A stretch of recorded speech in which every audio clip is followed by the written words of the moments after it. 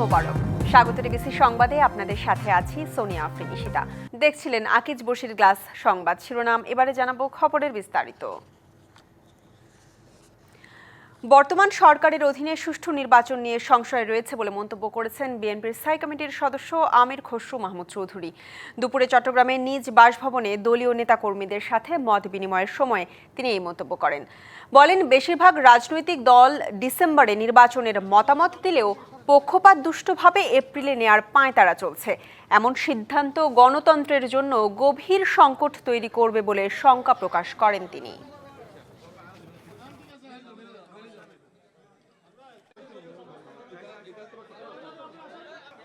যেখানে সিংহভাগ রাজনৈতিক দলগুলো ডিসেম্বরের মধ্যে চেয়েছে এবং তারও আগে করা সম্ভব। আসলে এর পেছনে কি চিন্তা, কারা এটা প্রভাবিত করছে, যারা এটা প্রভাবিত করে সেই জায়গায় নিয়ে গেছে, তাহলে আগামী দিনে তারা এই সরকার তাদের প্রভাবমুক্ত থেকে নিরপেক্ষ নির্বাচন করতে পারবে, এই প্রশ্নটা এখন উঠে চলে আসছে। জুলাই শহীদদের রক্তের অমর্যাদা হয় এমন নির্বাচন দেখতে চান না জামাতে ইসলামী। সুন্দর ও সুষ্ঠু নির্বাচনের প্রত্যাশা করে দলটি।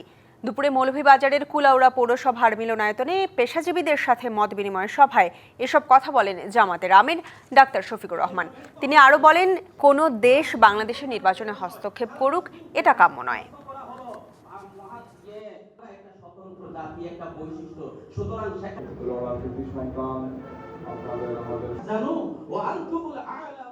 কোনো দেশেরই হস্তক্ষেপ আমাদের দেশে থাকুক কোনোভাবেই নির্বাচন, এটা আমাদের কামনা না।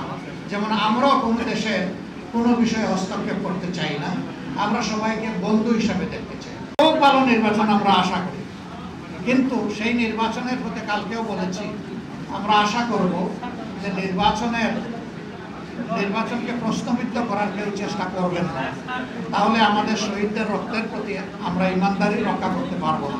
ঈদের দিন রাজধানীর পোস্তায় প্রায় ৭০,০০০ পশুর চামড়া সংগ্রহ হয়েছে। এসব চামড়া লবণ দিয়ে সংরক্ষণ করছেন আড়তদাররা। তবে এবার ৮৫,০০০ চামড়া সংগ্রহের লক্ষ্যমাত্রা পূরণ হবে না বলে জানিয়েছে hide and skin merchants association.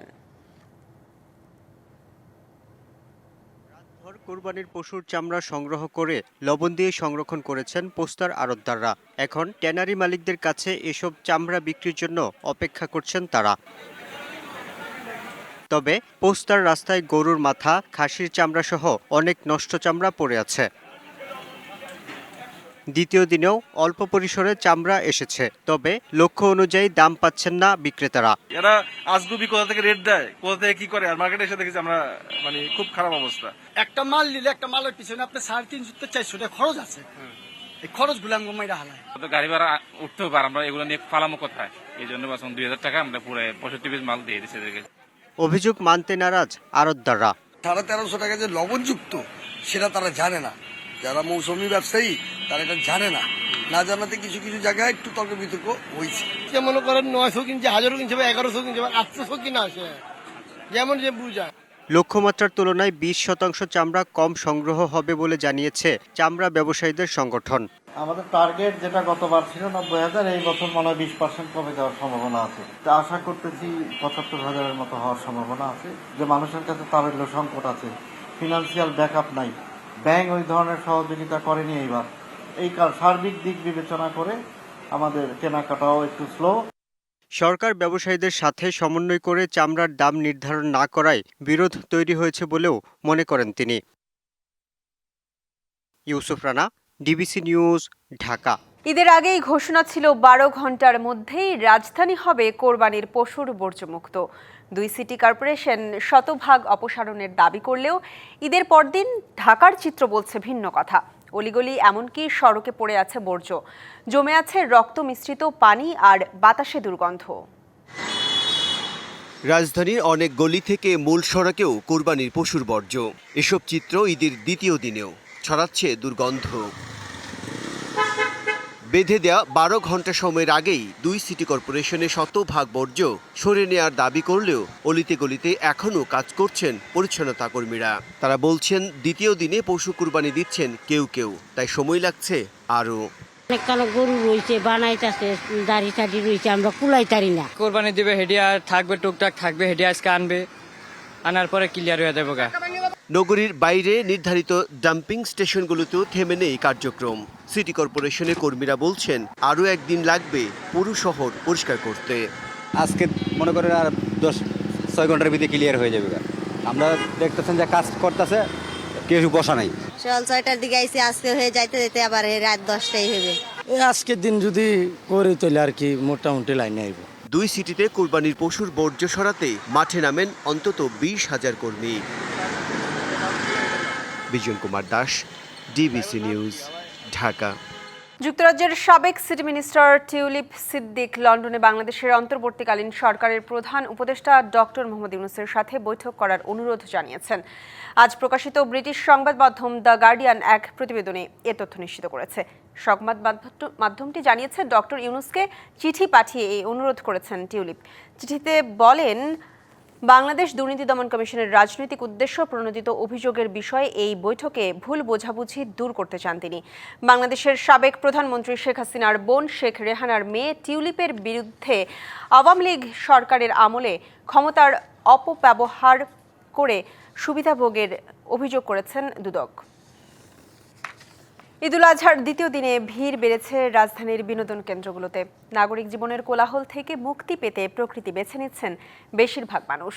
সবুজে ঘেরা রাজধানীর অন্যতম দর্শনীয় স্থান জাতীয় চিড়িয়াখানা।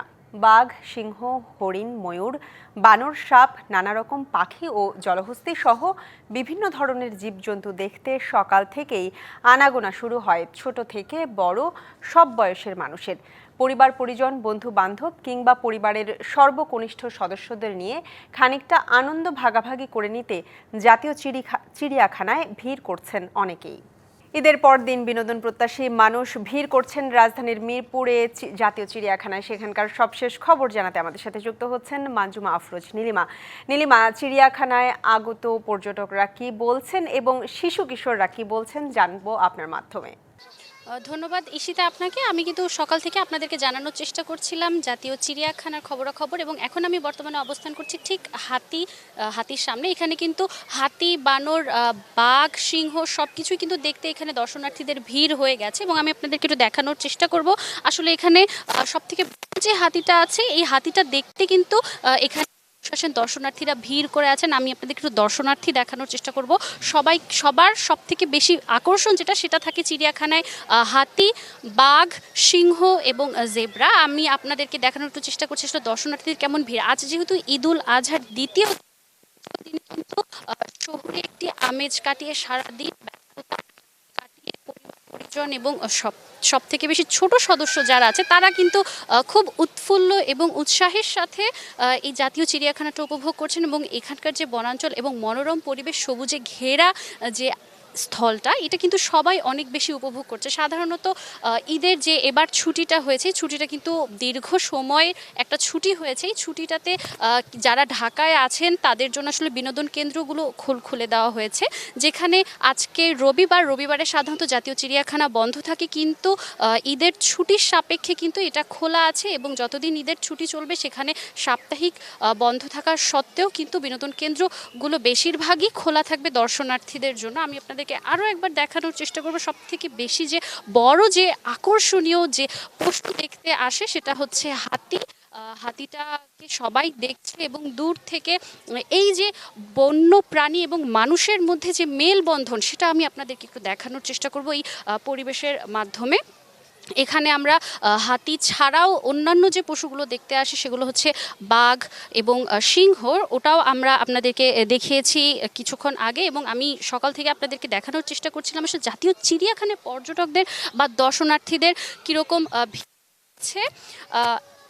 সাধারণত জাতীয় চিড়িয়াখানা সকাল 9টা থেকে বিকেল 5টা পর্যন্ত খোলা থাকে, কিন্তু ঈদের ছুটির সাপেক্ষে কিন্তু এটা সন্ধ্যা 6:30 পর্যন্ত খোলা থাকবে। তো এই ছিল আমার কাছে ঈদের দ্বিতীয় দিনে জাতীয়। নীলিমা, ধন্যবাদ আপনাকে। ঈদুল আজহার পর ট্রেনের ফিরতি যাত্রায় যাত্রীদের স্বাস্থ্যবিধি মেনে চলা এবং মাস্ক পরার আহ্বান জানিয়েছে রেলপথ মন্ত্রণালয়। সকালে মন্ত্রণালয় থেকে পাঠানো এক বিজ্ঞপ্তিতে এই তথ্য জানানো হয়।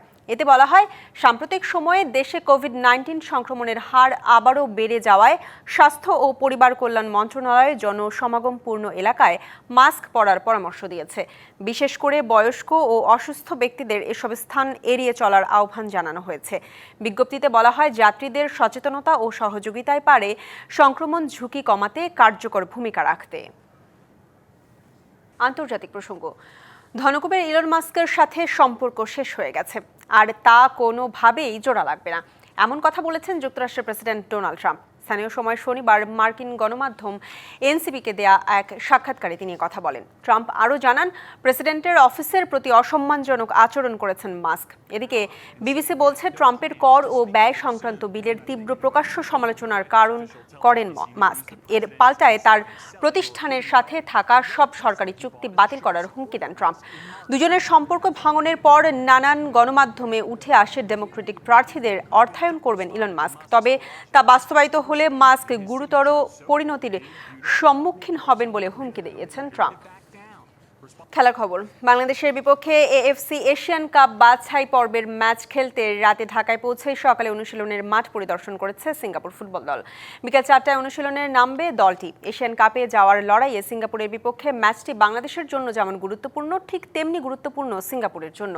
তাই তো মূল দল আসার আগেই ঢাকায় আসেন দলের ম্যানেজার সহ দুজন। ঘুরে দেখছেন অনুশীলনের জায়গা, উত্তরা আর্মড পুলিশ মাঠ। 2027 সালের এশিয়ান কাপে যাওয়ার লড়াইয়ে একই গ্রুপের বাংলাদেশ, সিঙ্গাপুর ছাড়াও আছে হংকং ও ভারত।